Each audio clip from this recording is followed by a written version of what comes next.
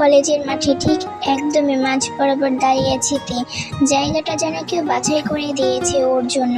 সূর্য ঠিক মাথার ওপর থাকে, এটাই পরিকল্পনাকারীর উদ্দেশ্য। যেন তপ্ত প্রখর সূর্যের তাপও আজ হার মানছে তেজশ্রীর কাছে।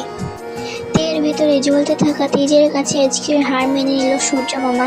হঠাৎই দগ্ধ উত্তাপ পরিবেশ কেমন শীতল হতে লাগলো। নিজের পরাজয়ে লজ্জিত সূর্য খুব সন্তর্পণে মেঘের আড়ালে মুখ লুকিয়ে ফেলেছে। পরিবেশ শীতল হলো, তের ভেতরে জ্বলতে থাকা তেজ এখনো বিদ্যমান। আকস্মিক মুষল থেকে বৃষ্টি পড়তে লাগলো, তাও তের বৃষ্টিতেই দাঁড়িয়ে থাকলো। এক চুলো পরিমাণ নড়ল না সে। পাশ থেকে ভেসে আসলো কিছু ছেলে মেয়ের চিৎকার। তারা সবাই চিল্লিয়ে থেকে ভিজতে বারণ করছে, কিন্তু বরাবরের মধ্যে ফলাফল শূন্য। ভীষণ জেদি এই মেয়েটা, কিন্তু মনটা স্বচ্ছ কাচের মতো, একদমই পরিষ্কার। নেই কোনো জটিলতা, নেই কোনো হিংসা। সূর্যের মতো তেজ, অথচ ভোরের আলোর মতো পবিত্র।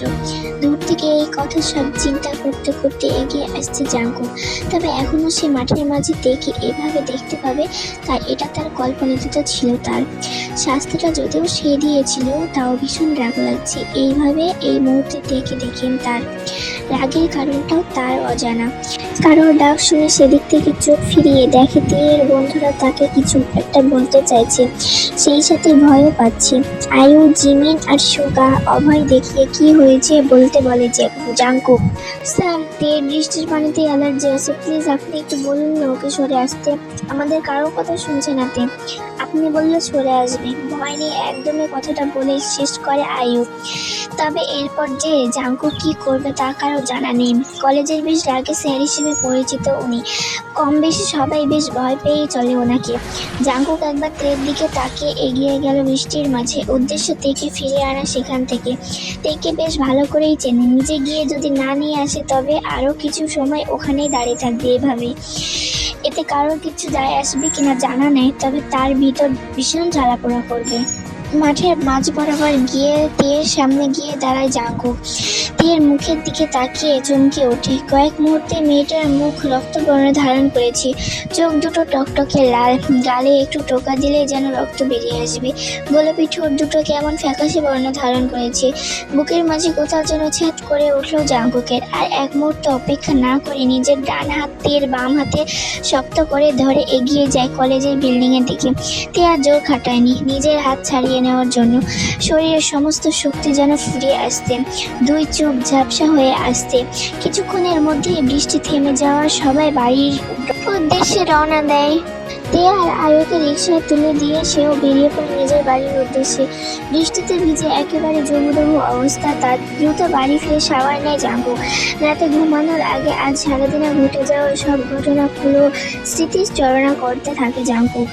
আজকে তের প্রথম ক্লাস ছিল। জাঙ্কুকের লেকচারের মাঝে হঠাৎ কারোর কণ্ঠ পেয়ে পুরো ক্লাস সেদিকে তাকিয়ে থাকে। May I come in sir? তের কথাতে ভীষণ বিরক্ত হয় জাঙ্কুক। লেকচারের মাঝে ডিস্টার্ব তার একদমই পছন্দ নয়। জাঙ্কুকের নাবাচক উত্তর ভীষণ মন খারাপ হয় তের।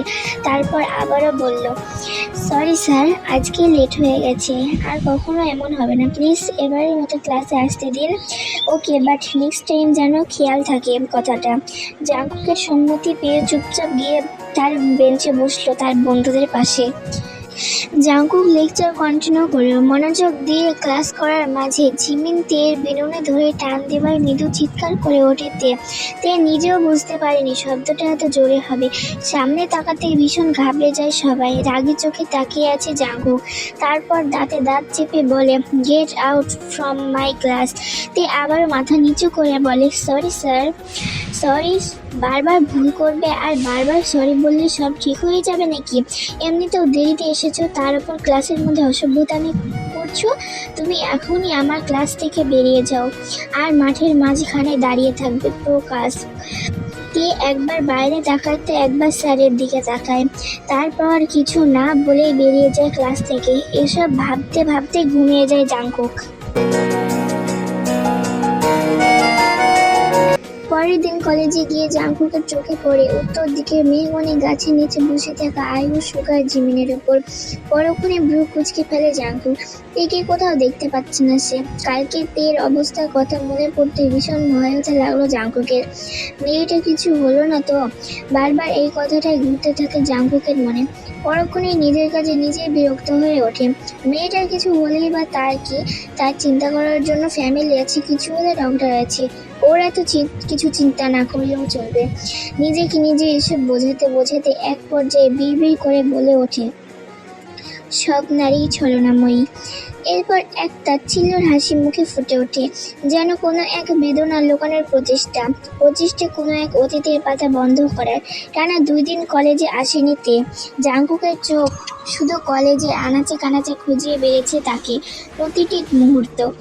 চিন্তারা গ্রাস করে রেখেছে তাকে ভীষণভাবে।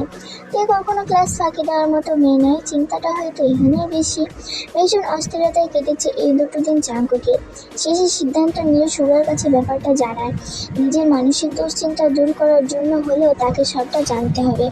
নিজের কেবিন থেকে বেরিয়ে সিঁড়ির দিকে এগোতে দেখতে পেল সুগা আর জিমিন এদিকে আসছে। কিভাবে জিজ্ঞাসা করবে কিছুই মাথায় আসছে না জাংকুকের। এভাবে একটা স্টুডেন্টের ব্যাপারে জিজ্ঞাসা করার বিষয়টা ভীষণ দৃষ্টিকটু। প্রতিদিন তো কত স্টুডেন্ট আসে না, তাদের তো এভাবে খোঁজ নেয় না সে। তবে আজ কেন এমন মানসিক অশান্তিতে ভুগছে সে? প্রশ্ন অনেক থাকলেও উত্তর একটাও নেই জাংকুকের কাছে।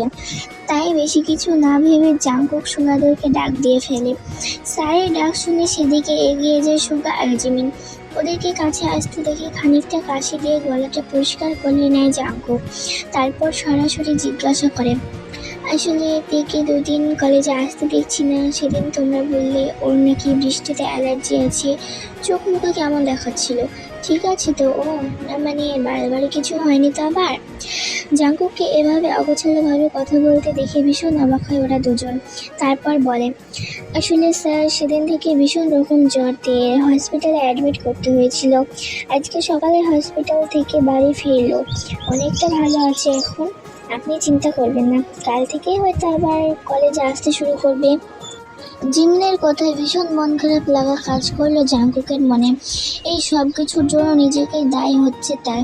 আবার রাতে শুয়ে শুয়ে তের কথা চিন্তা করতে করতে ঘুমিয়ে যায় জাংকুক। পরের দিন সকাল সকাল নাস্তা সেরে খুব তাড়াতাড়ি বেরিয়ে যায় কলেজের উদ্দেশ্যে। পরপর 3 দিন জ্বরের জন্য কলেজে যেতে পারেনি তে। সেজন্য তার মনটা ভীষণ খারাপ। নিজের জেদের জন্য বারবার নিজেরই ক্ষতি করে বসে সে। কিন্তু রাগ জেদের ওপর ওর নিজের কোনো কন্ট্রোল থাকলে তো। ওই দিন কোনো দোষ না করেই জাংকুককে এমন করে শাস্তি দিল, তাই তো রাগে জেদে এমন করলো। কিন্তু পরে নিজেকেই পস্তাতে হলো। যার উপর নিজের ক্ষত করলো সে তো দিব্যি সুস্থ ছিল। একটাবার তার খোঁজ নিয়েছে বলে তো মনে হয় না। করলা একটা। জন্মের সময় কেউ মনে হয় মুখে মধু দিতে ভুলে গেছে। কথা বললে তো মনে হয় কাকে কাকা করছে। কলেজের মেয়েরা এই বেড়ার ওপর নাকি ক্রাশ খায়। বইন, তোদের ক্রাশ খাওয়ার জিনিস নেই। শেষমেশে ক্রাশ খেতে হলো তোদের, তাও আবার এই করলার ওপর। এই চামচিকা কোন দিক দিয়ে ক্রাশ খাওয়ার মতো যোগ্য হলো তোদের মনে হয়? নিজেকে তো মনে হয় আয়নায় দেখে নাই কখনো। এক তো খাম্বার মতো লম্বু, তার উপর রেগে গেলে মনে হয় অজগর ফনা তুলছে। আজকে আসুক আমার সামনে ওই নিম তিতা করলা, আমিও বুঝিয়ে দিব যে আমি কি জিনিস। নিজেকে চকলেট বয় মনে করে। আরে চকলেট এত তিতা না।